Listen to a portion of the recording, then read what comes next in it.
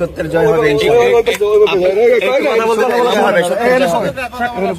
ভালোবাসা মাসুল ভাই 4 বছরের পাশ্চাত্য এটি হলো ধর্ষণ মামলা। বাদী ছিল ব্লু ফেয়ারি লাইলা নামে পরিচিত। যে ওই মামলাতে আমরা প্রিন্স মামুন বা আব্দুল্লাহ আল মামুন নামে যে টিকটকার বা সোশ্যাল মিডিয়ায় পরিচিত, তাকে আমরা অ্যারেস্ট করেছি গতকাল। আমরা সে কুমিল্লা থেকে ঢাকার পথে রওনা দেওয়ার পথে আমরা অ্যারেস্ট করি কুমিল্লা জেলা পুলিশের সহায়তায়। সেই মামলায় আমরা তাকে অ্যারেস্ট করে আমাদের থানা হেফাজতে আছে। আমরা অল্প কিছুক্ষণের মধ্যেই কোর্টে তাকে প্রেরণ করব। এই মামলাটি 9 তারিখে থানায় রুজু হয়েছে। ধর্ষণ মামলা, প্রলোভন দেখিয়ে ধর্ষণের একটি মামলা। সেই মামলায় আমরা পরবর্তীতে গ্রেপ্তার করেছি। আগের মামলার বিষয় এখানে নাই। 9 তারিখে রুজু হয়েছে থানাতে।